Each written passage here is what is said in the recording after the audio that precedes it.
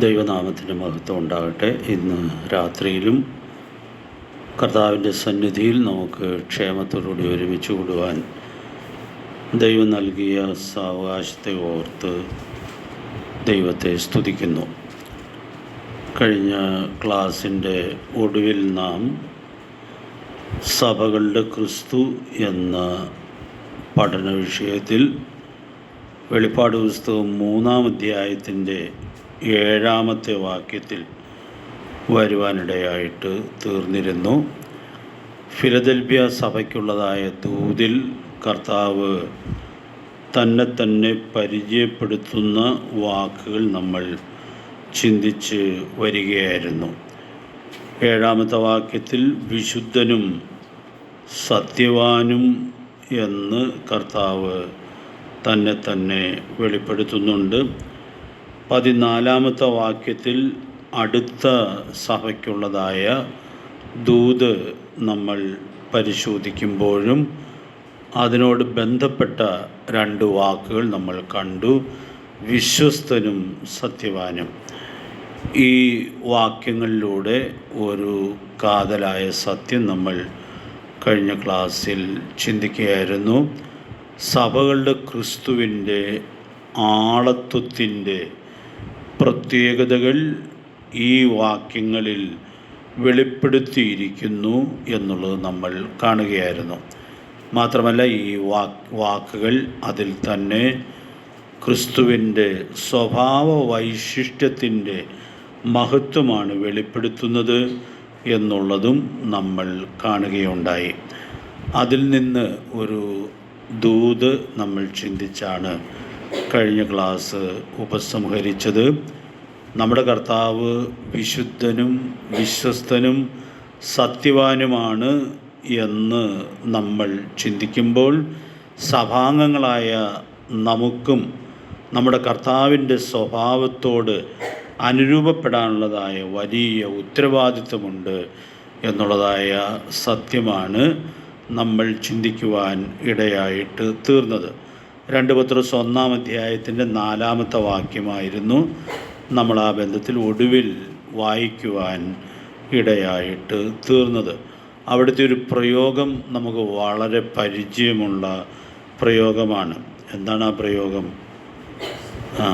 ദിവ്യ സ്വഭാവത്തിന് കൂട്ടാളികളായി തീരുവാൻ ഇടവരുന്നു. ദിവ്യ സ്വഭാവം സഭാകാന്തൻ്റെ സ്വഭാവമാണ്. അപ്പോൾ ദിവ്യ സ്വഭാവത്തിന് കൂട്ടാളികളായിട്ട് സഭാംഗങ്ങൾ ജീവിക്കണം എന്നുള്ളതാണ് ദൈവം നമ്മെക്കുറിച്ച് ആഗ്രഹിക്കുന്നത് എന്നുള്ളതായ സത്യം നമ്മൾ ചിന്തിക്കുകയായിരുന്നു. ആ വാക്യം നമ്മൾ ഇന്ന് രാത്രി ഒരിക്കൽ കൂടി വായിക്കുകയാണ്. 2 പത്രോസ് 1-ാം അധ്യായത്തിൻ്റെ 4-ാമത്തെ വാക്യം വായിക്കാം. അവൻ നമുക്ക് വിലയേറിയതും അതിമഹത്വവുമായ വാഗ്ദത്തങ്ങളും നൽകിയിരിക്കുന്നു. ഇവയാൽ നിങ്ങൾ ലോകത്തിൽ മോഹത്താലുള്ള നാശം വിട്ടൊഴിഞ്ഞിട്ട് ദിവ്യ സ്വഭാവത്തിന് കൂട്ടാളികളായി തീരുവാൻ ഇടവരുന്നു. അപ്പോൾ അവിടെ ദൈവത്തിൻ്റെ ദാസൻ വളരെ മനോഹരമായൊരു സത്യം ആ വാക്യത്തിൻ്റെ പ്രാരംഭത്തിൽ ഓർപ്പിക്കുന്നുണ്ട്. നമുക്ക് എന്ത് നൽകിയിരിക്കുന്നു എന്നാണ് ഈ വാക്യത്തിൽ പറഞ്ഞിരിക്കുന്നത്? വിലയേറിയതും അതിമഹത്വമായ വാഗ്ദത്തങ്ങൾ നൽകിയിരിക്കുന്നു. നമ്മൾ സാധാരണ വാഗ്ദത്തങ്ങളെക്കുറിച്ചൊക്കെ ചിന്തിക്കുമ്പോൾ നമ്മുടെ ആവശ്യങ്ങളുള്ള ബന്ധത്തിലും നമ്മെ കരുതുന്ന ബന്ധത്തിലുമൊക്കെയുള്ള ആവശ്യങ്ങളെക്കുറിച്ചാണ് നമ്മൾ അധികവും ചിന്തിക്കാറുള്ളത്. അങ്ങനെ ചിന്തിക്കാവുന്നതുമാണ്. ആ ബന്ധത്തിലുള്ള ധാരാളം വാക്യങ്ങൾ നമുക്ക് ദൈവവചനത്തിൽ കാണുവാനായിട്ട് സാധിക്കുന്നുണ്ട്. പക്ഷേ ഈ വാക്യത്തിൽ വിലയേറിയതും അതിമഹത്വമായ വാഗ്ദത്തങ്ങളും നൽകിയിരിക്കുന്നു എന്ന് പറഞ്ഞിരിക്കുന്നത് നമുക്ക് ദിവ്യ സ്വഭാവത്തിന് കൂട്ടാളികളായിട്ട് തീരുവാൻ സാധിക്കാവുന്ന വാഗ്ദത്തങ്ങൾ തന്നിട്ടുണ്ട് എന്നുള്ളതാണ് നമുക്ക് അവിടെ പ്രധാനമായിട്ടും ഉൾക്കൊള്ളാനായിട്ട് സാധിക്കുന്നത്. ഇപ്പോൾ വാഗ്ദത്തങ്ങളെക്കുറിച്ച് നമ്മൾ ചിന്തിക്കുമ്പോൾ സാധാരണ ഉൾക്കൊള്ളുന്നൊരു കാര്യമുണ്ട്. വാഗ്ദത്തം നമുക്ക് എങ്ങനെ അവകാശമാക്കാനായിട്ട് സാധിക്കും? വിശ്വാസത്താൽ വിശ്വാസത്താൽ അവകാശമാക്കാനായിട്ട് സാധിക്കും. അപ്പോൾ വാഗ്ദത്തങ്ങൾ വേദപുസ്തകത്തിൽ ധാരാളം ഉണ്ടെങ്കിലും അത് നമ്മുടെ അവകാശമായി തീരണം എന്ന് നിർബന്ധമില്ല. അപ്പോൾ വാഗ്ദത്തങ്ങളെ വിശ്വാസത്താൽ അവകാശമാക്കുക എന്നുള്ളത് വളരെ പ്രധാനപ്പെട്ടതായ കാര്യമാണ്. അപ്പോൾ ഇവിടെ നമുക്ക് ദിവ്യ സ്വഭാവത്തിന്, ക്രിസ്തുവിൻ്റെ സ്വഭാവത്തിന് കൂട്ടാളികളായിട്ട് തീരാൻ സാധിക്കുന്ന വിലയേറിയ വാഗ്ദത്തങ്ങൾ നൽകിയിരിക്കുകയാണ്. അപ്പോൾ അതുകൊണ്ട് ഞാനിങ്ങനെ ഓർപ്പിക്കട്ടെ, ഈ വാഗ്ദത്തങ്ങളെ അവകാശമാക്കണമെങ്കിൽ ഈ വാഗ്ദത്തങ്ങളുടെ അനുഗ്രഹത്തിലേക്ക് വരണം എന്ന് വരികിൽ നമുക്ക് ഈ വാഗ്ദത്തങ്ങളെ വിശ്വസിക്കുവാനും അതിനുവേണ്ടി നമ്മെ തന്നെ ഒരുക്കാനുമുള്ളതായ വലിയ ആവശ്യകത ഉണ്ട്. അതുകൊണ്ട് പ്രിയപ്പെട്ടവരെ, നമുക്ക് നമ്മുടെ ക്രിസ്തീയ ജീവിതത്തിൽ എനിക്ക് കർത്താവിൻ്റെ സ്വഭാവങ്ങളോടെ ജീവിക്കാനുള്ള വലിയ സാധ്യതയിലേക്ക് ദൈവം എന്നെ കൊണ്ടുവന്നിട്ടുണ്ട്. അതിന് നൽകിയിട്ടുള്ളതായ വാഗ്ദത്തങ്ങളെ നമുക്ക് അതുപോലെ വിശ്വസിച്ച് അവകാശമാക്കുവാനായിട്ട് സാധിക്കട്ടെ. കർത്താവ് നമ്മെ സഹായിക്കട്ടെ. സഭാമുഖന്മാരുടെ യോഗ്യത പറയുമ്പോൾ തീത്തോസിൻ്റെ ലേഖനത്തിൽ ഒരു പ്രത്യേക പ്രയോഗമുണ്ട്. അവർ സൽഗുണ പ്രിയരായിരിക്കണം. അത് ശ്രദ്ധിച്ചിട്ടുണ്ടോ? മൂപ്പന്മാർ സൽഗുണപ്രിയർ ആയിരിക്കണം എന്ന് പറഞ്ഞാൽ ഇവിടെ ഈ പറയുന്ന വിശുദ്ധൻ, സത്യവാൻ, വിശ്വസ്തൻ എന്നൊക്കെയുള്ളത് നമ്മുടെ കർത്താവിൻ്റെ സൽഗുണങ്ങളാണ്. അപ്പോൾ സൽഗുണപ്രിയരായിരിക്കുക എന്നുള്ളത് വളരെ പ്രധാനപ്പെട്ടതായൊരു ഘടകമാണ്. എനിക്കങ്ങനെയൊന്നും ഉള്ള പ്രിയമോ ആഗ്രഹമോ ഒന്നും ഇല്ല എന്നൊരാൾ ചിന്തിച്ചാൽ ആ ആൾക്ക് ഒരിക്കലും ഇത് അവകാശമാക്കാനായിട്ട് സാധിക്കുകയില്ല. സാധിക്കുമോ? ഒരിക്കലും സാധിക്കുകയില്ല. അതുകൊണ്ട് എനിക്ക് അവിടെ ദൈവാത്മാവ് ഉപയോഗിക്കുന്ന വാക്ക് എത്രയോ പ്രധാനപ്പെട്ടതാണ്. നമുക്ക് സൽഗുണത്തെ പ്രിയപ്പെടുന്നവരായിട്ട് ജീവിക്കാം. ഈ സൽഗുണങ്ങൾ എന്നിൽ സാധിച്ച് ജീവിക്കണം എന്നുള്ളതായ വലിയ ആഗ്രഹത്തോടും ലക്ഷ്യത്തോടും കൂടെ ജീവിക്കേണ്ടതിന് ദൈവാത്മാവ് നമുക്ക് കൃപ നൽകട്ടെ. അതുകൊണ്ട് ദിവ്യ സ്വഭാവത്തിന്, ക്രിസ്തുവിൻ്റെ സ്വഭാവത്തിന് കൂട്ടാളികളായിട്ട് തീരണം എന്ന് വരികിൽ നമുക്ക് അതിനു വേണ്ടിയുള്ളതായ വലിയ ആഗ്രഹവും അതിനുള്ള പ്രിയവും സൂക്ഷിക്കാനായിട്ട് സാധിക്കണം. ഈ കർത്താവിൻ്റെ സൽഗുണങ്ങളെക്കുറിച്ച് ഉള്ളൊരു മനോഹരമായ പാട്ട് നമ്മൾ പാടാറുണ്ട്. നായൽ സാഹിബിൻ്റെ ഒരു പാട്ട് പാടാറുണ്ട്. യേശുവെ പോലെ ആകുവാൻ, യേശുവിൻ വാക്ക് കാക്കുവാൻ, യേശുവെ നോക്കി ജീവിപ്പാൻ. ബാക്കി എന്നാ? ഇവയെ കാക്ഷിക്കുന്നു ഞാൻ. അപ്പോൾ എനിക്ക് കർത്താവിൻ്റെ സ്വഭാവത്തോടു കൂടി ജീവിക്കണം എന്നുള്ളതായ ആഗ്രഹം, കാംക്ഷ ഉണ്ടെങ്കിൽ മാത്രമേ നമുക്ക് വിശ്വാസത്താൽ ഇത് അവകാശമാക്കി എടുക്കുവാനായിട്ട് സാധിക്കുകയുള്ളൂ. അതുകൊണ്ട് ദൈവാത്മാവ് നമ്മെ സഹായിക്കട്ടെ. നമ്മുടെ കർത്താവിൻ്റെ ഗുണങ്ങൾ, സൽഗുണങ്ങളെക്കുറിച്ച് നമ്മൾ തിരുവെഴുത്തിൽ വായിക്കുമ്പോൾ എനിക്ക് ആ സൽഗുണങ്ങളോടെ ജീവിക്കണം എന്നുള്ളതായ ഏറ്റവും തീക്ഷ്ണമായ ആഗ്രഹം മനസ്സിൽ സൂക്ഷിക്കുവാൻ, അതിനു വേണ്ടി പ്രാർത്ഥിക്കുവാൻ, അതുപോലെ അതിനുവേണ്ടി എന്തൊക്കെ കാര്യങ്ങൾ ചെയ്യണമെന്ന് ദൈവത്തിൻ്റെ വചനം നമ്മോട് ആവശ്യപ്പെടുന്നുവോ അത് ചെയ്യാനുള്ളതായ വലിയ ഉത്തരവാദിത്വമുണ്ട്. ദൈവാത്മാവ് നമുക്ക് കൃപ നൽകട്ടെ.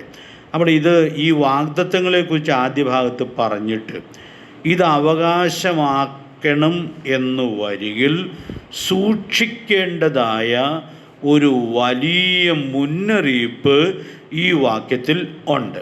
എന്താണ് ആ മുന്നറിയിപ്പ്? 2 പത്രോസ് 1:4 വാക്യത്തിൽ നൽകുന്ന മുന്നറിയിപ്പ് എന്താണ്?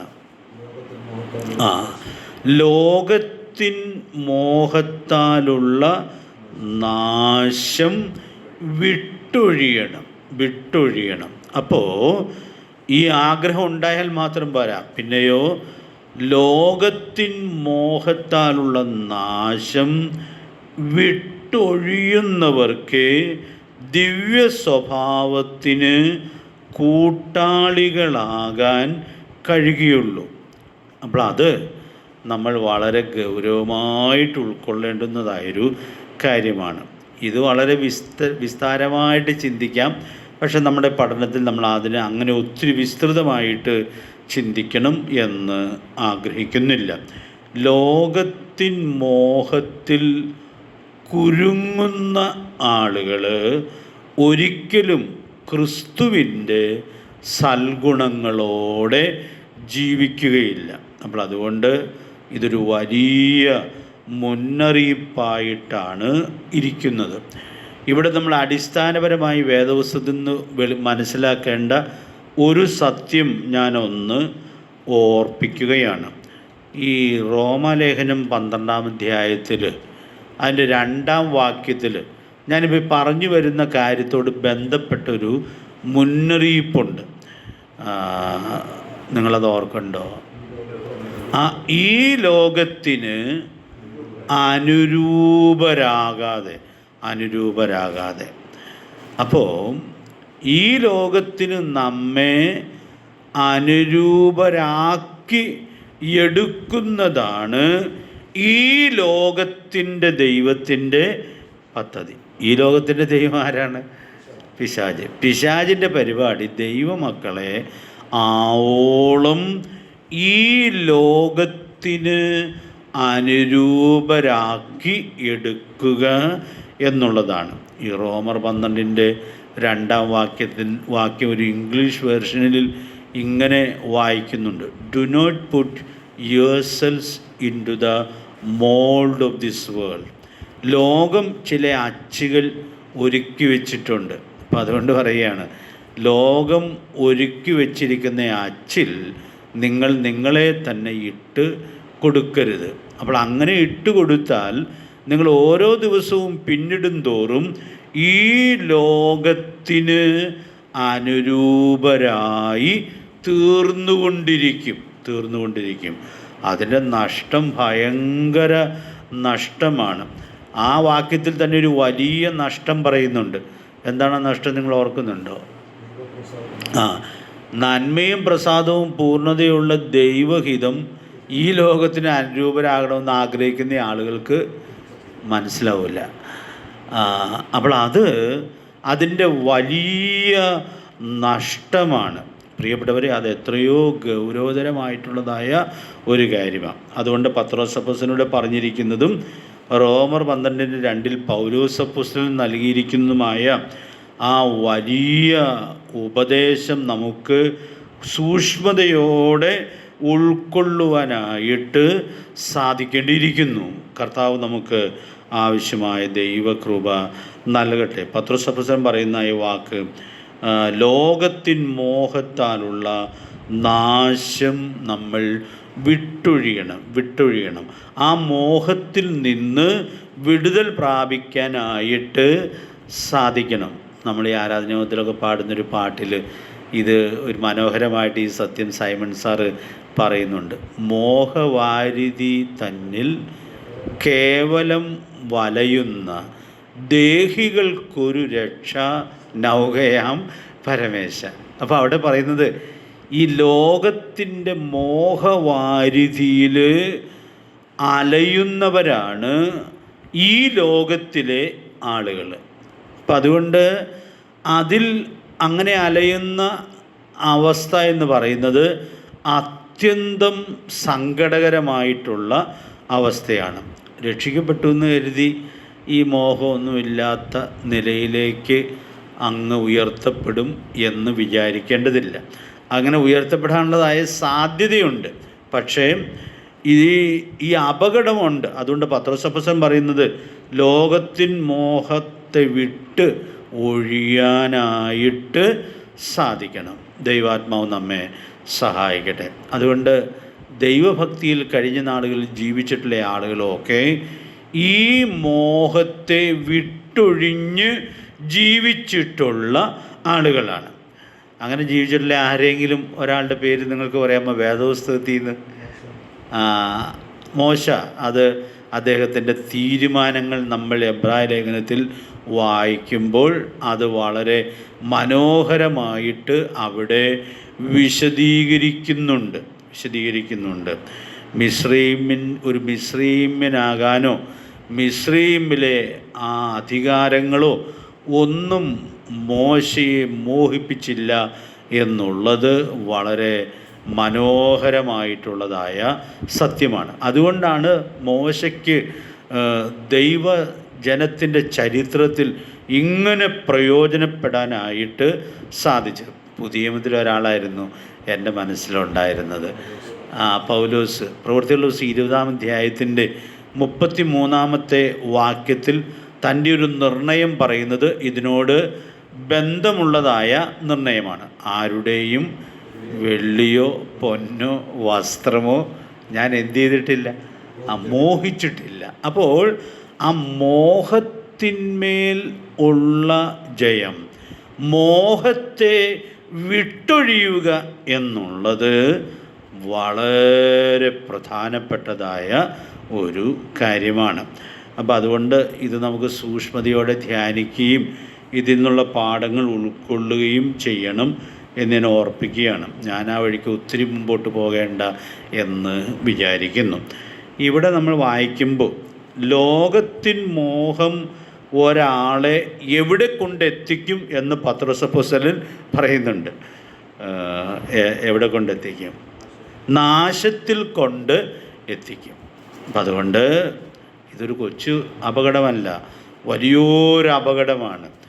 ഈ മോഹത്തിൽ കുരുങ്ങിപ്പോയാൽ അവർക്ക് ക്രിസ്തുവിൻ്റെ സ്വഭാവങ്ങളോടെ ജീവിക്കാൻ കഴിയില്ലെന്ന് മാത്രമല്ല, അത് വല്ലാത്ത ദുരന്തങ്ങളിലേക്ക് എത്തിക്കും എന്നുള്ളതായ കാര്യം തിരുവെഴുത്തുടനീളം മുന്നറിയിപ്പ് നൽകുന്നുണ്ട്. അതുകൊണ്ട് ദൈവാത്മാവ് ആ മുന്നറിയിപ്പ് ഉൾക്കൊണ്ട് ജീവിക്കാനായിട്ട് നമ്മെ സഹായിക്കട്ടെ. ഇവിടെ ഞാൻ ലളിതമായൊരു സത്യം പറഞ്ഞ് മുൻപോട്ട് പോവുകയാണ്. ഞാൻ ഈ ലോകത്തെ സ്നേഹിക്കുന്ന ആളാണ് എന്ന് വരികിൽ ഞാൻ ഓരോ ദിവസവും എൻ്റെ ഉള്ളിലുള്ള മോഹം എനിക്ക് ഈ ലോകത്തെ പോലെ ആയിത്തീരണം എന്നുള്ളത് ആയിരിക്കും. അപ്പം അതുകൊണ്ട് ഈ ലോകത്തിന് അനുരൂപരാകാന്നുള്ള വാക്യമൊക്കെ അറിയാമെങ്കിലും ഞാൻ ഈ ലോകത്തെയാണ് സ്നേഹിക്കുന്നതെങ്കിൽ ഈ ലോകത്തോട് ഞാൻ ഓരോ ദിവസവും അനുരൂപപ്പെട്ടുകൊണ്ടേയിരിക്കും. അതുകൊണ്ട് യോഹന്നാൻ അപ്പോസ്തലൻ നൽകുന്ന ഒരു ശക്തമായ കൽപ്പന, ഈ ലോകത്തെയും അതിലുള്ളതിനെയും സ്നേഹിക്കരുത്. അപ്പോൾ ഈ ലോകത്തെ സ്നേഹിക്കുന്ന ഒരാൾ പതുക്കെ ഈ ലോകത്തോട് അനുരൂപപ്പെട്ടുകൊണ്ടിരിക്കും. അതുകൊണ്ട് പ്രിയപ്പെട്ടവരെ, നമുക്ക് നമ്മുടെ ജീവിതത്തെ ഒന്ന് തിരിഞ്ഞു നോക്കി ഒന്ന് വിശകലനം ചെയ്താൽ, ഒരു ഇവാലുവേഷൻ നടത്തിയാൽ, കഴിഞ്ഞ നാളുകളിലൊക്കെ നമ്മൾ ലോകത്തെ സ്നേഹിച്ചാണോ ജീവിച്ചത്, ലോകത്തിൻ്റെ അനുരൂപരായിട്ടാണോ നമ്മൾ തീർന്നുകൊണ്ടിരുന്നത് എന്നൊക്കെയുള്ളത് നമുക്ക് തന്നെ തിരിച്ചറിയുവാനായിട്ട് സാധിക്കും. മറുവശം ഞാൻ ഓർപ്പിക്കുകയാണ്, ഞാൻ കർത്താവിനെയാണ് സ്നേഹിക്കുന്നതെങ്കിൽ കർത്താവിനെ പോലെ ആകണം എന്നുള്ളതാണ് എൻ്റെ ആഗ്രഹമെങ്കിൽ ഞാൻ ഓരോ ദിവസവും പിന്നിടും തോറും ആരെ പോലെ ആയിക്കൊണ്ടിരിക്കും? കർത്താവിനെ പോലെയാകും. കർത്താവിൻ്റെ സൽഗുണങ്ങൾ എൻ്റെ ജീവിതത്തിൽ പ്രതിഫലിക്കുവാൻ ഇടയായിട്ട് തീരും. അതുകൊണ്ട് പ്രിയപ്പെട്ടവരെ, ഈ വലിയ സത്യം അതിൻ്റെ എല്ലാ ഗൗരവത്തിലും ഉൾക്കൊള്ളാനായിട്ട് നമുക്ക് സാധിക്കണം. ഈ സത്യം തിരുവെഴുത്തിൽ ധാരാളം വിശദീകരിക്കപ്പെടുന്നതായ സത്യമാണ്. അതിൻ്റെ ഒത്തിരി വാക്യങ്ങളിലേക്ക് ഞാൻ പോകുന്നില്ല.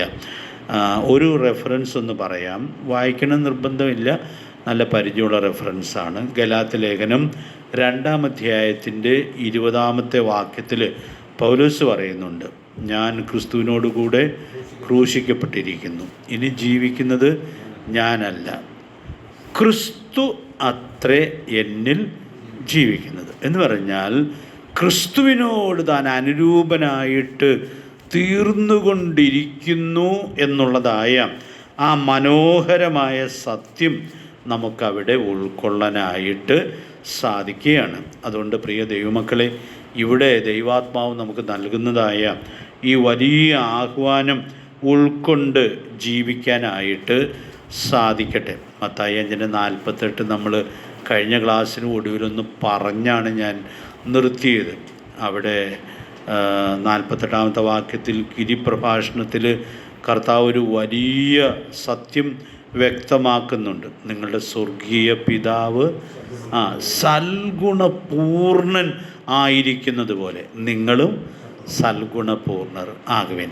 അതിലൊരു 3-4 ഗുണങ്ങളെ നമ്മുടെ ഈ 2 വാക്യങ്ങളിൽ പറഞ്ഞിട്ടുള്ളൂ. അതോട് ചേർത്ത് മറ്റ് സൽഗുണങ്ങൾ നമുക്ക് ചേർത്ത് ഓർക്കുവാനായിട്ട് സാധിക്കും. അപ്പോൾ ഞാൻ ഇങ്ങനെ ഓർപ്പിക്കട്ടെ, ഈ 2 ദൂതുകളിലും ഫിലദൽഫിയ സഭയ്ക്കുള്ള ദൂതിലും അതുപോലെ ലൗദിക്യ സഭയ്ക്കുള്ള ദൂതിലും കർത്താവ് തന്നെ വെളിപ്പെടുത്തുമ്പോൾ ഈ സൽഗുണങ്ങൾ എടുത്തു പറഞ്ഞിരിക്കുന്നു എന്നുള്ളത് അതിൽ തന്നെ ഏറ്റവും മനോഹരമായിട്ടുള്ളതായൊരു സത്യമാണ്. ഇനി നാം അതിനൊരു പ്രായോഗിക വശം കൂടി ചിന്തിക്കണം എന്ന് ആഗ്രഹിക്കുകയാണ്. വിശുദ്ധനായ സഭാകാന്തൻ സഭാംഗങ്ങൾക്ക് നൽകുന്ന പ്രബോധനമായിട്ട് നമുക്ക് 1 പത്രോസ് 1-ാം അധ്യായത്തിൻ്റെ 16-ാമത്തെ വാക്യം ഉൾക്കൊള്ളാം. 1 പത്രോസ് 1-ാം അധ്യായത്തിൻ്റെ 16-ാം വാക്യം നമുക്കെല്ലാം അറിയാവുന്നതായ വാക്യമാണ്. അപ്പോൾ ആ വാക്യം ഞാൻ ഇന്നത്തെ ക്ലാസ്സിൽ പറയുമ്പോൾ ഇത് വിശുദ്ധനായ സഭാകാന്തൻ സഭാംഗങ്ങൾക്ക് നൽകുന്ന പ്രബോധനമായിട്ട് ഉൾക്കൊള്ളാം. അത് വായിക്കണം നിർബന്ധമില്ല അല്ലേ? 1-ന്റെ 16-ാമത്തെ വാക്യത്തിൽ ഞാൻ വിശുദ്ധനാകയാൽ നിങ്ങളും വിശുദ്ധരായിരിപ്പിൻ. അത് പത്രോസ് അപ്പോസ്തലൻ നൽകുന്ന വളരെ മനോഹരമായിട്ടുള്ളതായൊരു പ്രബോധനമാണ്. ആ വാക്യം നിങ്ങൾ എടുത്തെങ്കിൽ ആ വാചകത്തിന് ഒരു പ്രത്യേകതയുണ്ട്. ആ പ്രത്യേകത നിങ്ങൾ ശ്രദ്ധിച്ചോ? അത് ഒരു ഉദ്ധരണിയാണ്. പഴയ നിയമത്തിലും ഈ കാര്യം വളരെ കൃത്യമായിട്ട് രേഖപ്പെടുത്തിയിട്ടുണ്ട്. പല സ്ഥലത്തെ ആഹ്വാനം നമുക്ക് വായിക്കുവാനായിട്ട് സാധിക്കുന്നുണ്ട്. അതിൽ ഒരു വാക്യം നമ്മളൊന്ന് വായിച്ചു പോകാം. ലേവ്യ പുസ്തകം 19-ാം അധ്യായത്തിൻ്റെ 2ഉം 3ഉം വാക്യങ്ങൾ നമ്മൾ വായിക്കുമ്പോഴും നമുക്ക് ആദ്യം 2-ാം വാക്യം മാത്രം വായിക്കാം, എന്നിട്ട് ഞാൻ അതിൻ്റെ ഒരു വിശദീകരണം പറയാം. പിന്നെ 3-ാം വാക്യവും വായിക്കാം. ലേവ്യ 19-ന്റെ 2-ാം വാക്യം ഒന്ന് വായിച്ചേ. ഇസ്രായേൽ മക്കളുടെ സർവ്വസഭയോടും പറയേണ്ടത് എന്തെന്നാൽ നിങ്ങളുടെ ദൈവമായ യഹോവ എന്ന ഞാൻ വിശുദ്ധനാകിയാൽ നിങ്ങളും വിശുദ്ധനായിരിക്കും. അപ്പോൾ അവിടെ വിശുദ്ധനെന്ന് അവകാശപ്പെടുന്ന കർത്താവിൻ്റെ വാക്കുകളാണ് നമ്മൾ ചിന്തിച്ചുകൊണ്ടിരിക്കുന്നത്. ഇപ്പം ഈ ആഹ്വാനം നൽകുന്നത് ആരാണെന്ന് കൂടി ഇവിടെ എടുത്തു പറഞ്ഞാണ് പറയുന്നത്. നീ ഇസ്രായേൽ മക്കളോട് സർവ്വസഭയോടും പറയേണ്ട എന്തെന്നാൽ പിന്നെ നിങ്ങളുടെ ദൈവമായ യഹോവ എന്ന ഞാൻ വിശുദ്ധനാകിയാൽ നിങ്ങളും വിശുദ്ധരായിരിപ്പീൻ. അപ്പോൾ അവിടെ ഇസ്രായേലിന് പ്രമാണം കൊടുക്കുമ്പോൾ ഈ ആഹ്വാനം ആരുടേതാണെന്ന് വളരെ കൃത്യമായി പറഞ്ഞിരിക്കുക. ഞാനിന്ന് രാത്രിയിൽ ഓർപ്പിക്കട്ടെ, പഴയ നിയമത്തിൽ ദൈവം തൻ്റെ ജനത്തോട് ആവശ്യപ്പെട്ടതായ കാര്യം, ഞാൻ വിശുദ്ധനാകയാൽ നിങ്ങളും വിശുദ്ധരായിരിപ്പീൻ. പുതിയ നിയമത്തിലേക്ക് വരുമ്പോൾ നാം വായിച്ച പത്രോസ് അപ്പോസ്തലൻ്റെ വാക്കുകളിൽ നമ്മൾ കാണുന്നതായ കാര്യം, ഇതേ കാര്യം ഉദ്ധരിച്ചുകൊണ്ട് ആ ആഹ്വാനം സഭാംഗങ്ങൾക്ക് നൽകുന്നു എന്നുള്ള വലിയ സത്യമാണ് നമുക്ക് ഇവിടെ ഉൾക്കൊള്ളാനായിട്ട് സാധിക്കുന്നത്. അപ്പം അതുകൊണ്ട് ഇത് വളരെ വിശദമായിട്ട് ഓർക്കാവുന്നതായൊരു കാര്യമാണ്. വളരെ വിശദമായ വിചിന്തനം ഞാൻ നിങ്ങളുടെ സ്വാതന്ത്ര്യത്തിനായിട്ട് വിടുകയാണ്. ഞാൻ ഒരു വാചകം ഈ സത്യത്തെ മുൻനിർത്തി ഓർപ്പിക്കാം. അശുദ്ധിയുടെ അതിപ്രസരമുള്ള തലമുറയിൽ വിശുദ്ധനായ ദൈവത്തിൻ്റെ മഹത്വം തൻ്റെ മക്കളുടെ വിശുദ്ധ ജീവിതത്തിലൂടെ ലോകം കാണണം എന്നാണ് ദൈവം ആഗ്രഹിക്കുന്നത്. അപ്പോൾ അതിൻ്റെ ആശയം വളരെ ലളിതമാണ്. വളരെ അശുദ്ധിയുള്ള ഒരു തലമുറ, അങ്ങനെയുള്ളതായ ഈ തലമുറയിൽ ഇവിടെ ഇസ്രായേലിന് ദൈവം പ്രമാണം കൊടുക്കുമ്പോൾ ആഗ്രഹിച്ച കാര്യം തൻ്റെ ജനം എങ്ങനെയായിരിക്കണം? വിശുദ്ധരായിരിക്കണം. അപ്പോൾ ദൈവം ഞാൻ വിശുദ്ധനാകയാൽ നിങ്ങളും വിശുദ്ധരായിരിപ്പിൻ എന്ന് ആഹ്വാനം കൊടുക്കുമ്പോൾ ദൈവത്തിൻ്റെ ആഗ്രഹം തൻ്റെ വിശുദ്ധി ആരിലൂടെ സാക്ഷ്യപ്പെടുത്തപ്പെടണം? തൻ്റെ ജനത്തിലൂടെ സാക്ഷ്യപ്പെടുത്തപ്പെടണം. ഈ ചിന്ത എന്നെ 2-3 ദിവസമായിട്ട് ഒത്തിരി ആവേശപ്പെടുത്തുന്നതായൊരു ചിന്തയാണ്. അപ്പോൾ ഞാൻ വിശുദ്ധനാകയാൽ നിങ്ങളും വിശുദ്ധരായിരിപ്പിൻ എന്ന് പറയുമ്പോൾ വിശുദ്ധനായ ദൈവത്തിൻ്റെ മഹത്വം തൻ്റെ മക്കൾ സൂക്ഷിക്കുന്ന ആ വിശുദ്ധിയിലൂടെ ലോകം കാണുവാൻ ഇടയായിട്ട് തീരണം എന്നുള്ളതാണ് ദൈവം തൻ്റെ ജനത്തെക്കുറിച്ച് ആഗ്രഹിച്ചത്. ഇത് ഇസ്രായേലിനോടുള്ള ദൈവത്തിൻ്റെ വലിയ ആഗ്രഹമായിരുന്നു. ഇവിടെ ഞാനൊരു ഔട്ട്ലൈനായിട്ട് 2-3 കാര്യങ്ങളൊന്ന് സൂചിപ്പിക്കാം. എന്തിനാണ് ഇസ്രായേലിനെ ദൈവം തിരഞ്ഞെടുത്തത് എന്നുള്ളതിന് നമുക്ക് ദൈവശാസ്ത്രപരമായി പല കാരണങ്ങൾ പറയാനായിട്ട് സാധിക്കും. അതൊരു വലിയ പഠനമാണ്. അതിൽ ഒരു പ്രധാനപ്പെട്ട കാരണം, ലോകത്തിലെ ജാതികളുടെ നടുവിലെല്ലാം ബഹുദൈവ വിശ്വാസവും അതുപോലെ വിഗ്രഹസേവയും വളരെ വ്യാപകമായിരുന്നു. അപ്പോൾ ദൈവം തൻ്റെ വിശുദ്ധി വെളിപ്പെടുത്താനായിട്ട് ആഗ്രഹിച്ചപ്പോൾ ഇങ്ങനെ ബഹുദൈവ സേവയും വിഗ്രഹസേവയും ഒക്കെ വ്യാപകമായിരിക്കുന്ന ഈ ലോകത്തിൽ ഏകദൈവ വിശ്വാസത്തെ തീഷ്ണതയോടെ സൂക്ഷിക്കേണ്ടതിന് വേണ്ടി ദൈവം ഒരു ജനത്തെ തിരഞ്ഞെടുത്തു. ഇസ്രായേലിനെ ദൈവം തിരഞ്ഞെടുത്ത് ഈ വലിയ സത്യത്തെ ലോകത്തിൻ്റെ മുമ്പിൽ വെളിപ്പെടുത്തി എന്നുള്ളതാണ് നമുക്ക് മനസ്സിലാക്കാനായിട്ട് സാധിക്കുന്നത്. വേറെ കാരണങ്ങളിലേക്ക് ഞാനിപ്പോൾ പോകുന്നില്ല. റോമാലേഖനമൊക്കെ നമ്മൾ പഠിക്കുമ്പോൾ സാധാരണ നമ്മൾ ചിന്തിക്കുന്ന ഒരു കാരണമുണ്ട്. ഒരു രക്ഷിതാവിനെ ലോകത്തിലേക്ക് കൊടുക്കാനായിട്ട് അതിനൊരു വഴി ഒരുക്കാനായിട്ടും കൂടെയാണ് ഈ ജനത്തെ ദൈവം തൻ്റെ വകയായിട്ട് തിരഞ്ഞെടുത്തത്. അപ്പോൾ ഇസ്രായേലിൽ നിന്ന് ലോകത്തിൻ്റെ ശ്രദ്ധാകേന്ദ്രമാണ്. ഏത് സ്ഥലത്ത് താമസിക്കുന്ന ആളുകളും അവിടെ എന്ത് നടക്കുന്നു എന്നുള്ളത് സൂക്ഷ്മതയോടെ നിരീക്ഷിച്ചു കൊണ്ടിരിക്കുകയാണ്. അപ്പോൾ അതുകൊണ്ട് ദൈവം ഇവരെ തിരഞ്ഞെടുത്തത് ഏതൊരു ലക്ഷ്യത്തിലായിരുന്നു എന്നുള്ളതിൽ ഇത് നമുക്ക് വളരെ ഗൗരവമായി കാണുവാനായിട്ട് സാധിക്കുന്നുണ്ട്. അപ്പോൾ ഞാനിവിടെ പറയാൻ ആഗ്രഹിക്കുന്ന കാര്യം, ദൈവം തൻ്റെ വിശുദ്ധി വെളിപ്പെടുത്താൻ ആഗ്രഹിക്കുമ്പോൾ ഇങ്ങനെയൊരു ജനത്തെ തിരഞ്ഞെടുത്ത് നിർത്തുകയാണ്. അതിൽ ആദ്യത്തെ ആളായിട്ട് അബ്രഹാമിനെ തിരഞ്ഞെടുക്കുമ്പോൾ എവിടെ നിന്നാണ് തിരഞ്ഞെടുത്ത് കൊണ്ടുവന്നതെന്ന് നമുക്കറിയാം. വിഗ്രഹാരാധനയുടെ കൂട്ടിൽ നിന്നാണ്, കൽദയുടെ ഊരിൽ നിന്ന് അബ്രഹാമിനെ വിളിച്ച് വേർതിരിച്ച് ഈ വലിയ ദൗത്യത്തിൻ്റെ തുടക്കം നമുക്ക് കാണാനായിട്ട് സാധിക്കുന്നത്. എന്നിട്ട് ദൈവം അവർക്കൊരു പ്രമാണം കൊടുക്കുമ്പോൾ ആദ്യത്തെ കൽപ്പന എന്തായിരുന്നു? ഞാനല്ലാതെ അന്യ ദൈവങ്ങൾ നിങ്ങൾക്ക് ഉണ്ടാകരുത്, ഒരു വിഗ്രഹത്തെയും ഉണ്ടാക്കരുത്, നമസ്കരിക്കരുത്.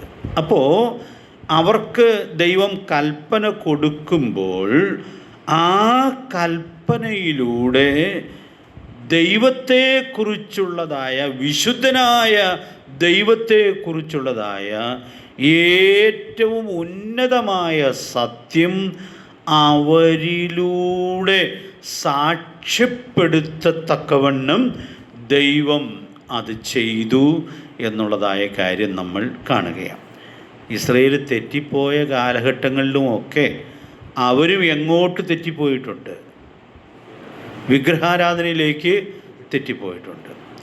പക്ഷേ ഏലിയാവിൻ്റെയൊക്കെ ആ ശുശ്രൂഷ കാലഘട്ടം നമ്മൾ ചിന്തിക്കുമ്പോൾ തെറ്റിപ്പോയ ദൈവജനത്തെ അവിടെ നിന്ന് തിരിച്ചു കൊണ്ടുവരേണ്ടതിനു വേണ്ടി എത്ര ത്യാഗപൂർണമായ ശുശ്രൂഷയാണ് തൻ്റെ ദാസന്മാരിലൂടെ ദൈവം നിർവഹിച്ചത് എന്നുള്ളതായ കാര്യം നമ്മൾ കാണുന്നുണ്ട്. വേദപുസ്തകത്തിൻ്റെ ചരിത്രഭാഗങ്ങളിലൂടെ നമ്മൾ കടന്നു പോകുമ്പോൾ തെറ്റിപ്പോയ സന്ദർഭങ്ങളിലെല്ലാം ഇവരെ തിരിച്ചു കൊണ്ടുവരുന്നതിനുള്ളതായ ദൈവിക പദ്ധതികൾ നമുക്ക് വളരെ കൃത്യമായി കാണുവാനായിട്ട് സാധിക്കുകയാണ്. അപ്പോൾ അതുകൊണ്ട് ദൈവം ഞാൻ വിശുദ്ധനാകിയാൽ നിങ്ങളും വിശുദ്ധരായിരിപ്പിൻ എന്നുള്ളതായ കാര്യം പറയുമ്പോൾ അവർ പ്രഥമമായി സൂക്ഷിക്കേണ്ടിയിരുന്നത് അവർ അന്യദൈവങ്ങളിലേക്ക് വഴുതിപ്പോകരുത് എന്നുള്ളത് ദൈവം വളരെ കൃത്യമായിട്ട് അവരെ പ്രബോധിപ്പിച്ചിരുന്നു എന്നുള്ളത് നമ്മൾ കാണുകയാണ്. പുതിയ വിശ്വാസികളായ നമുക്ക് അന്യദൈവങ്ങളിലേക്ക് വഴുതിപ്പോകാനുള്ള സാധ്യതയുണ്ടോ? ധാരാളം സാധ്യത ഉണ്ട്. ഗിരിപ്രഭാഷണത്തിൽ ഒരൊറ്റ വാക്യം മാത്രം നമ്മൾ വായിച്ചാൽ അത് മനസ്സിലാക്കാനായിട്ട് സാധിക്കും. മത്തായി 6:24 വായിക്കേണ്ട, നമുക്കെല്ലാം അറിയാവുന്ന വാക്യമാണ്. അവിടെ എന്താ പറയുന്നത്? നിങ്ങൾക്ക് 2 യജമാനന്മാരെ സേവിപ്പാനായിട്ട് കഴിയുകയില്ല. എന്നിട്ട് പറഞ്ഞു, അങ്ങനെ സേവിക്കാൻ തുടങ്ങിയാൽ ഒരാളെ സേവിക്കും, മറ്റേയാളെ ത്യജിക്കും. ഒടുവിൽ 2 യജമാനന്മാരുടെ പേര് കർത്താവ് പറഞ്ഞു, എന്താ? നിങ്ങൾക്ക് ദൈവത്തെയും മാമോനെയും സേവിപ്പാനായിട്ട് കഴിയുകയില്ല. അപ്പോൾ നമ്മൾ വിഗ്രഹ സേവയിലേക്ക് ചിലപ്പോൾ വ്യതിചലിക്കുകയില്ല. പക്ഷെ ദൈവത്തിന് കൊടുക്കേണ്ട സ്ഥാനം ചിലപ്പോൾ പണത്തിന് കൊടുത്തു പോകാനുള്ളതായ സാധ്യതയുണ്ട്. ദൈവത്തിന് കൊടുക്കേണ്ട സ്ഥാനം കുറച്ചുകൂടി ലളിതമായി പറഞ്ഞാൽ നമ്മുടെ ഉപജീവനത്തിന് കൊടുത്തു പോകാനുള്ളതായ സാധ്യത ഉണ്ട്. ഉപജീവനത്തിനുള്ളൊരു ഭംഗിയായ വാക്യം ഉപയോഗിച്ചു എന്ന് മാത്രമേ ഉള്ളൂ. നമ്മൾ പുതിയ നിയമത്തിലൊക്കെ വായിക്കുന്നത് എന്താണ്? ആരെ സേവിക്കാൻ പാടില്ല? വയർനെസ് അല്ലേ? അങ്ങനെ ഒരു പ്രയോഗം നേരെ ദൈവാത്മാവ് പറയുന്നുണ്ട്. അതുകൊണ്ട് പ്രിയപ്പെട്ടവരെയും നമ്മൾ ഇവിടെയൊക്കെ തെറ്റിപ്പോകാനുള്ളതായ എല്ലാ സാധ്യതയുമുണ്ട്.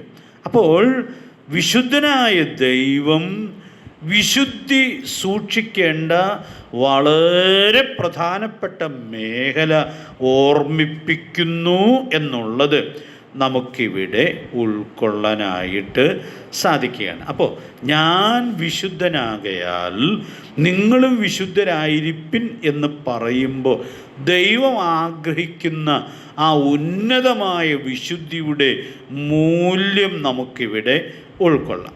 ഇനി ലേവ്യ 19 3-ാം വാക്യത്തിലേക്ക് വരുമ്പോൾ ഞാൻ അങ്ങ് ഒരുമിച്ച് വായിക്കേണ്ടെന്ന് വിചാരിച്ചാൽ അത്രയും ആശയം നമ്മുടെ മനസ്സിൽ തങ്ങി നിൽക്കാൻ പറ്റിയില്ലെങ്കിലോ എന്ന് വിചാരിച്ച് ഞാൻ വിശുദ്ധനാകിയാൽ നിങ്ങളും വിശുദ്ധരായിരിക്കും എന്ന് പറഞ്ഞിട്ട് 3-ാം വാക്യത്തിൽ അസാധാരണമായൊരു കാര്യം പറയുന്നുണ്ട്. നമ്മൾ ചിലപ്പോഴൊക്കെ ഇത് ചിന്തിച്ചിട്ടുണ്ട്. എങ്കിലും ഒന്ന് വായിച്ചോളൂ. ലേവ്യ 19 3-ാമത്തെ വാക്യം. നിങ്ങൾ ഓരോരുത്തരും താങ്കളുടെ അമ്മയും അപ്പനെയും ഭയപ്പെടണം, എൻ്റെ ശബ്ദത്തുകൾ പ്രമാണിക്കണം, ഞാൻ നിങ്ങളുടെ ദൈവമായ യഹോവയാണ്. അപ്പോൾ ഈ 2-ാം വാക്യത്തിൽ ഞാൻ വിശുദ്ധനാകയാൽ നിങ്ങളും വിശുദ്ധരായിരിപ്പിൻ എന്ന് പറഞ്ഞിട്ട് നമ്മൾ സാധാരണയൊന്നും ചിന്തിക്കാത്ത ഒരു വിശുദ്ധിയുടെ തലം എടുത്ത് പറയുകയാണ്. ഇത് ആദ്യം ഞാൻ മനസ്സിലാക്കിയപ്പോൾ എനിക്കൊരു അത്ഭുതമായിരുന്നു ഇത്.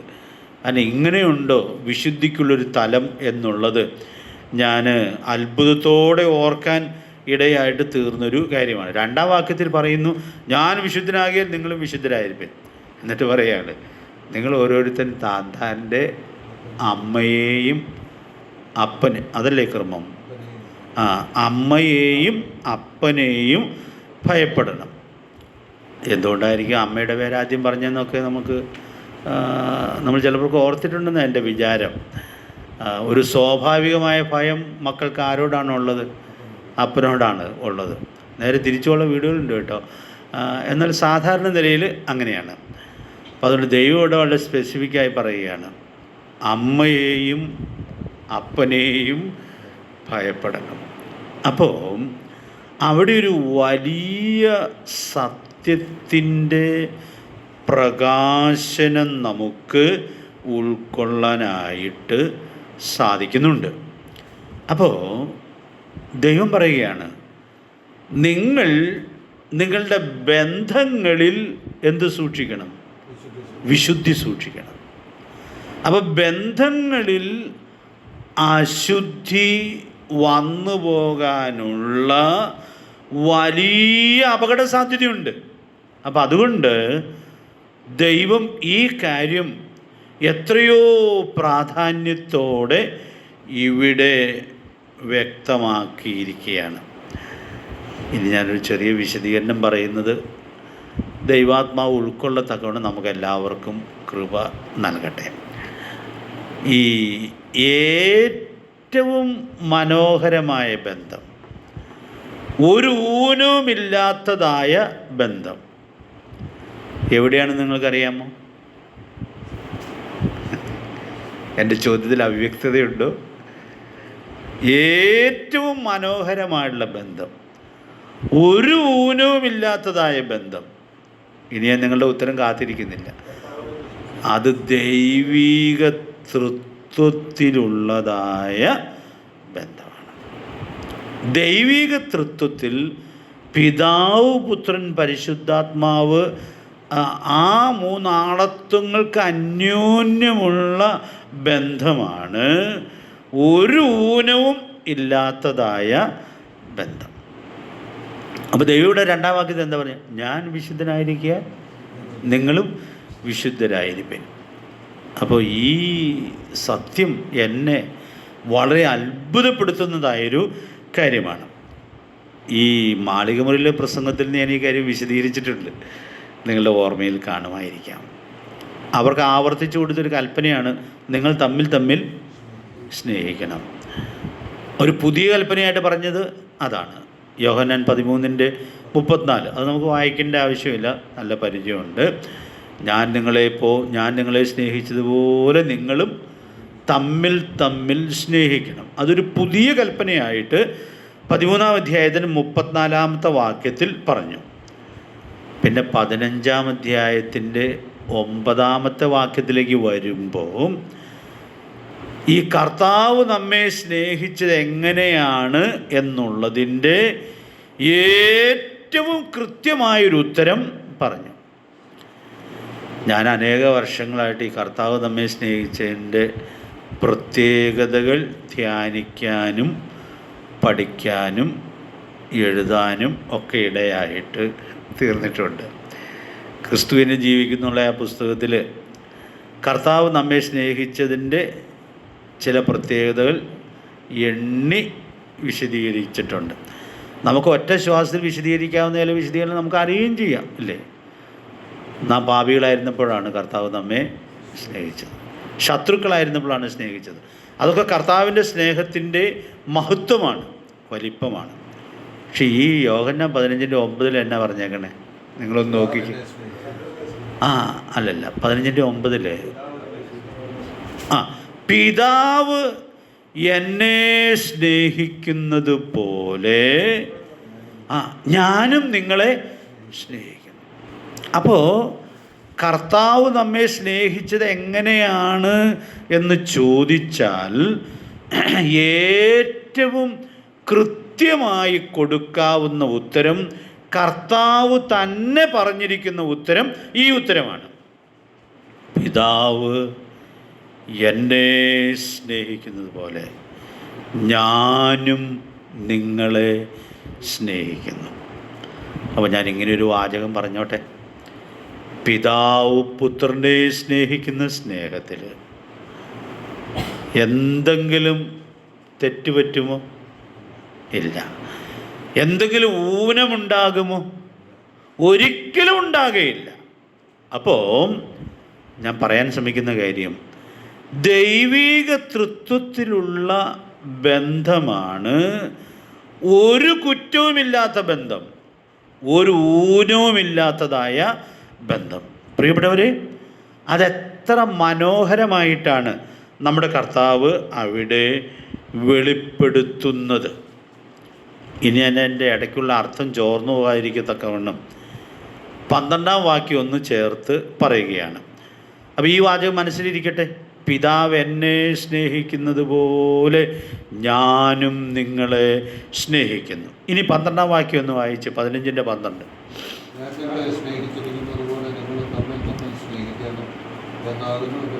അപ്പോൾ യോഹന്നാൻ 13-34 വാക്യത്തിൽ ഈ പ്രസംഗം തുടങ്ങിയപ്പോൾ കർത്താവ് ഒരിക്കൽ പറഞ്ഞ കാര്യം, ഈ വിലപ്പെട്ട സത്യം 9-ാമത്തെ വാക്യത്തിൽ പറഞ്ഞു കഴിഞ്ഞിട്ട് അതേ തുടർന്ന് ആദ്യം ഈ പ്രസംഗത്തിൽ പറഞ്ഞതായ ആ പുതിയ കൽപ്പന കർത്താവ് ഒന്നുകൂടി ആവർത്തിക്കുകയാണ്. ഞാൻ 2 വാചകം കൂടെ ചേർത്ത് പറയാം. പിതാവ് എന്നെ സ്നേഹിക്കുന്നത് പോലെ ഞാൻ നിങ്ങളെ സ്നേഹിക്കുന്നു. ഞാൻ നിങ്ങളെ സ്നേഹിച്ചിരിക്കുന്നത് പോലെ നിങ്ങളും തമ്മിൽ തമ്മിൽ സ്നേഹിക്കണം എന്നാകുന്നു എൻ്റെ കൽപ്പന.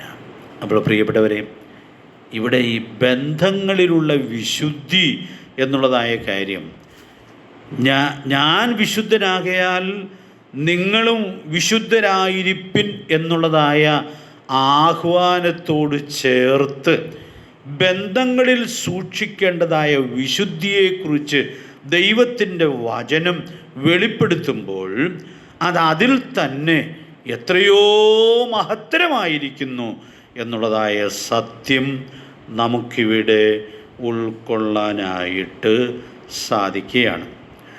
ഇനി ഞാൻ ഒരു പ്രായോഗിക വശത്തിൽ ഇങ്ങനൊരു വാചകം പറയാം. പിതാവ് പുത്രനെ സ്നേഹിച്ച ഗുണനിലവാരത്തിൽ മക്കൾ മാതാപിതാക്കളെ സ്നേഹിച്ചാൽ ആ സ്നേഹം എത്രയോ ശ്രേഷ്ഠമേറിയ സ്നേഹമായിരിക്കും. ഞാൻ ഒന്നുകൂടി പറയാം. പിതാവ് പുത്രനെ സ്നേഹിച്ച ആ ഗുണനിലവാരത്തിൽ മക്കൾക്ക് മാതാപിതാക്കളെ സ്നേഹിക്കാനായിട്ട് സാധിച്ചാൽ അത് എത്രയോ ശ്രേഷ്ഠമേറിയ ഒന്നായിരിക്കും. ലേവ്യ പുസ്തകം 19-ാം അധ്യായത്തിൻ്റെ 3-ാമത്തെ വാക്യത്തിലെ ആ വാചകവും കൽപ്പനയും നമ്മൾ ചേർത്ത് വായിക്കുമ്പോൾ ഇങ്ങനെ നമ്മുടെ കുടുംബത്തിനകത്തുള്ള ബന്ധങ്ങളെ നമുക്ക് ഉൾക്കൊള്ളാനായിട്ട് സാധിക്കണം. അപ്പോൾ ഈ ഗുണനിലവാരത്തിൽ നമ്മുടെ ബന്ധങ്ങളെ ബിൽഡപ്പ് ചെയ്യാനായിട്ട് ശ്രമിക്കണം എന്നുള്ളതാണ് ദൈവം നമ്മിൽ നിന്നും ആഗ്രഹിക്കുന്നത്. ഇനി മക്കൾക്കുള്ളതായ കൽപ്പന പുതിയ നിയമത്തിൽ നമുക്ക് ലഭിക്കുന്നുണ്ട്. ആ വാക്യം വായിക്കണോ? എഫേസ്യ ലേഖനം 6-ാം അധ്യായത്തിൻ്റെ ആദ്യ വാക്യങ്ങളിൽ നമുക്കത് വായിക്കാനായിട്ട് സാധിക്കുന്നുണ്ട്. പിള്ളേർക്കുമൊക്കെ മനപ്പാടം അറിയാവുന്ന വാക്യങ്ങളാണ്, അല്ലെങ്കിൽ മനപ്പാടം പഠിച്ചിരിക്കേണ്ടതായ വാക്യങ്ങളാണ്. മക്കളെ, നിങ്ങളുടെ അമ്മയപ്പന്മാരെ കർത്താവിൽ അനുസരിപ്പിൻ, അത് ന്യായമല്ലോ.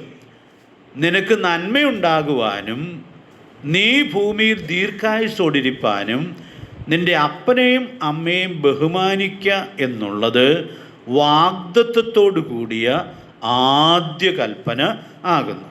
എഫേസ്യർ 6-ാം അധ്യായത്തിൻ്റെ ആദ്യത്തെ 3 വാക്യങ്ങളിൽ നമ്മൾ ഇത് വായിക്കുകയാണ്.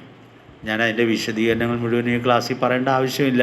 നമ്മൾ എത്രയോ വട്ടം അത് ചിന്തിക്കുവാനിടയായിട്ട് തീർന്നിട്ടുണ്ട്. എങ്കിൽ ഞാൻ അത്യാവശ്യം ഒരു കാര്യം പറഞ്ഞ് അവസാനിപ്പിക്കാം. ആദ്യ കൽപ്പന അനുസരിക്കുന്നത് വിശുദ്ധിയുടെ സാക്ഷ്യം ആയിരിക്കുന്നത് പോലെ വാഗ്ദത്തത്തോടു കൂടിയ ആദ്യ കൽപ്പന അനുസരിക്കുന്നതും വിശുദ്ധിയുടെ സാക്ഷ്യമാണ്. ഞാൻ പറഞ്ഞ വാചകം നിങ്ങൾക്ക് പിടുത്തം കിട്ടിയതാണ് എൻ്റെ വിചാരം. ആദ്യ കൽപ്പന നമ്മൾ ആദ്യം ചിന്തിച്ചു, ഞാനല്ലാതെ അന്യദൈവം നിങ്ങൾക്ക് ഉണ്ടാകരുത്. അതനുസരിക്കുന്നത് വിശുദ്ധിയുടെ സാക്ഷ്യമാണ്. വാഗ്ദത്തത്തോടുകൂടി ആദ്യ കൽപ്പനയാണ് ഇപ്പോൾ ഞാൻ പറഞ്ഞത്, ഇല്ലേ? മക്കളെ നിങ്ങളുടെ അമ്മയപ്പന്മാരെ കർത്താവിൽ അനുസരിപ്പിൻ, അത് ന്യായമല്ലോ.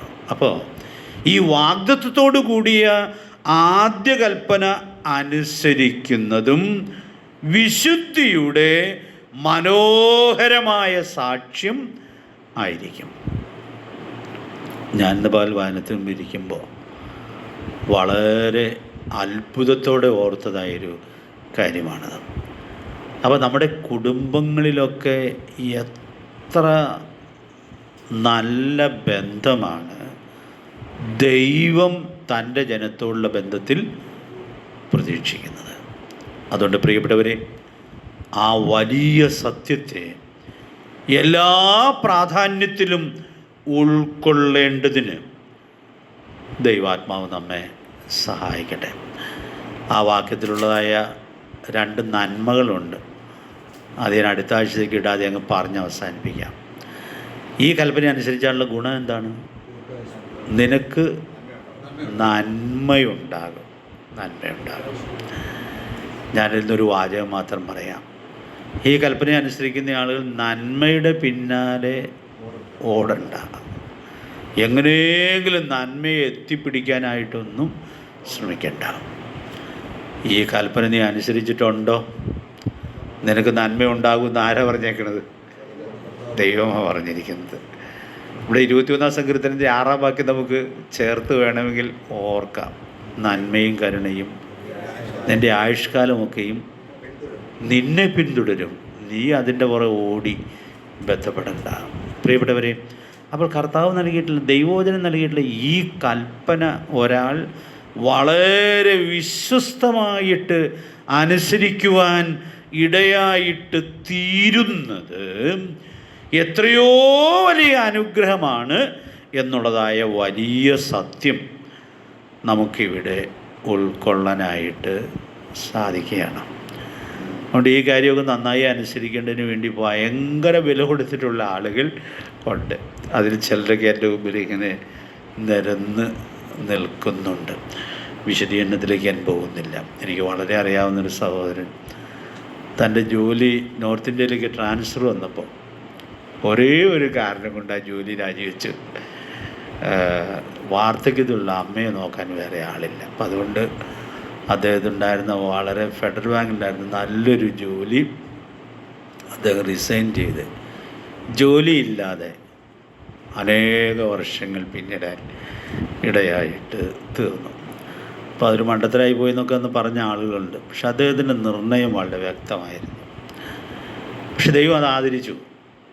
അദ്ദേഹത്തിന് പിന്നെ ഒരു ബിസിനസ് തുടങ്ങാൻ അവസരം ഉണ്ടായി. ആ ജോലിയിലൊക്കെ ഇരിക്കുന്നതിനേക്കാൾ എത്രയോ മടങ്ങ് സാമ്പത്തികമായ ക്രമീകരണങ്ങൾ ദൈവം അവരുടെ കുടുംബത്തിന് ഒരുക്കി കൊടുക്കുവാൻ ഇടയായിട്ട് തീർന്നു. പ്രിയപ്പെട്ടവരെ, ഞാൻ ഓർപ്പിക്കട്ടെ, ആദ്യം മുമ്പിൽ നിന്ന് ആളുടെ കാര്യം പറഞ്ഞെന്ന് മാത്രമേ ഉള്ളൂ. അതുകൊണ്ട് ദൈവത്തിൻ്റെ ഈ വാഗ്ദത്തം എത്രയോ ശരിയാണ്. ഇന്ന് രാത്രി ഞാൻ ഇങ്ങനെ ഉപസംഹരിക്കാം. ദൈവികമായ ഈ വാഗ്ദത്തെ, ഈ കൽപ്പനയ്ക്കൊരു പ്രത്യേകത ഉണ്ടല്ലോ, വാഗ്ദത്തത്തോടു കൂടിയ ആദ്യ കൽപ്പന. അപ്പോൾ ഞാൻ വിശുദ്ധനാകയാൽ നിങ്ങൾ വിശുദ്ധരായിരിപ്പിൻ എന്ന് ദൈവം പറഞ്ഞിട്ട് 3-ാം വാക്യത്തിൽ നൽകുന്നതായ ഈ കൽപ്പന, അത് അക്ഷരാർത്ഥത്തിൽ അനുസരിക്കുന്നത് എത്രയോ വലിയ അനുഗ്രഹം ആയിരിക്കും. അടുത്തൊരു വാക്കിനെക്കുറിച്ചും കൂടി ഒന്ന് വിശദീകരിക്കുന്നുണ്ടായിരുന്നു. കർത്താവ് വരാൻ താമസിക്കുകയാണെങ്കിൽ അടുത്ത ക്ലാസ്സിൽ വിശദീകരിക്കാം. അപ്പോൾ നിങ്ങളൊരു ഗൃഹപാഠം ചെയ്താൽ നല്ലതാണ്. അല്ലാതെ ഇപ്പോൾ ഓരോ ബന്ധങ്ങളെക്കുറിച്ച് ഞാനിതിങ്ങനെ വിശദമായിട്ട് പറയാൻ ശ്രമിക്കുന്നില്ല. ഇവിടെ ഞാൻ വിശുദ്ധനായിരിക്കുക നിങ്ങളും വിശുദ്ധരായിരിപ്പിൻ എന്ന് പറഞ്ഞിട്ട് മാതാപിതാക്കളോട് പുലർത്തേണ്ട ബന്ധം, അതിൽ പുലർത്തേണ്ട വിശുദ്ധി ദൈവാത്മാവ് ചൂണ്ടിക്കാണിക്കുക.